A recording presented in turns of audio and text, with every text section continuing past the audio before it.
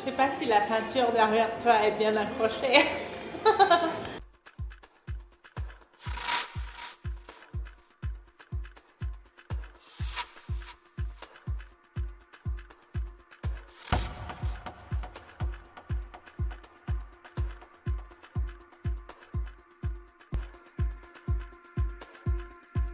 Non, mais en fait, puisque c'est une pop-up, il faut accrocher les œuvres simplement. Et je pense que le principal de l'art, c'est l'inspiration, non?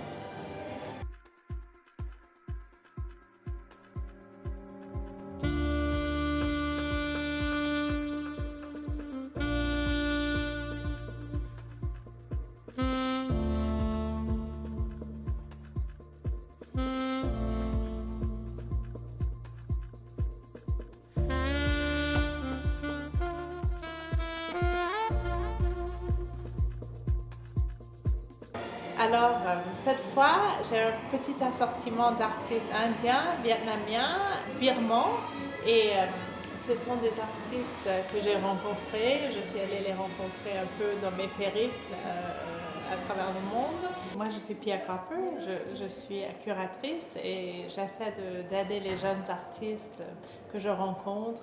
Là, j'expose des artistes indiens, j'expose des artistes vietnamiens, des artistes birmans que j'ai rencontrés. Et ça, c'est un artiste que j'aime beaucoup qui s'appelle Maruti Shalka. Maruti Shalka, il vient du Maharashtra et j'ai adoré les scènes qu'il a fait de la vie quotidienne, des vieux monsieur assis sur des tapis de prière qui regardent le coucher du soleil ou les mères avec enfants qui attendent sous la pluie, sous le mousson. Je trouve ces couleurs très chaleureuses, très belles. J'imagine même pas qu'on puisse peindre des choses aussi merveilleuses. Et voilà, et c'est ce qui m'inspire avec l'univers des peintres, c'est que chacun a son univers, il essaie de donner sa vision aux choses qu'il voit et c'est pour ça que voilà, j'ai encore fait une exposition ici à Simcoe, qui est un merveilleux endroit. C'est une grande écrivaine française qui s'appelle... Donc ça, c'est une grande écrivaine française qui s'appelle Ornella Vorpsi, mais à l'origine, elle était peintre, donc elle était aux Beaux-Arts.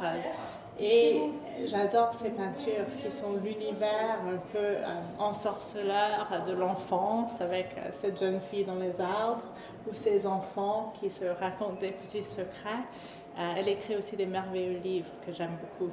Ça, c'est un jeune artiste du Vietnam qui a fait cette peinture sur papier journal que je trouve assez amusant. C'est un peu une référence à Picasso, mais le jeune homme sur un sofa assez moderne qui contemple la télévision avec son visage reproduit.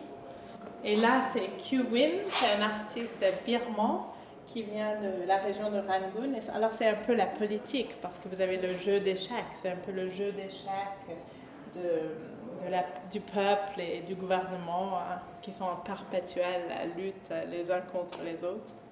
Ce qui inspire les artistes à travers le monde, évidemment, cette peinture de Delacroix qu'on connaît tellement bien.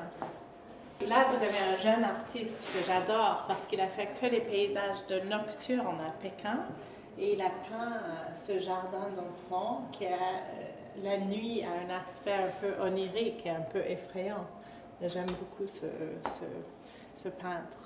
Et là, vous avez le fameux Lei Gan de Liu Zhen. Et Liu Zhen, c'est un artiste qui était inspiré par cette parole de Ai Weiwei qui disait « Si vous n'avez pas d'armes, utilisez votre corps ».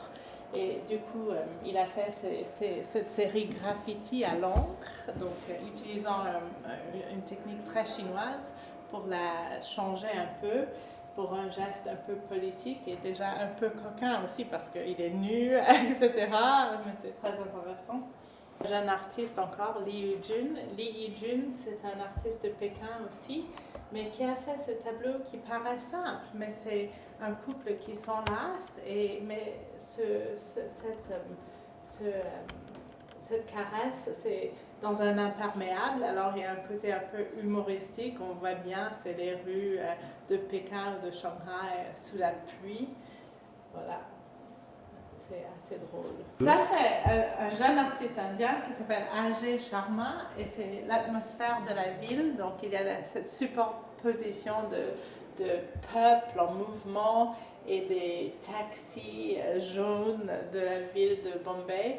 C'est très amusant et très coloré. C'est l'univers des Indiens, évidemment.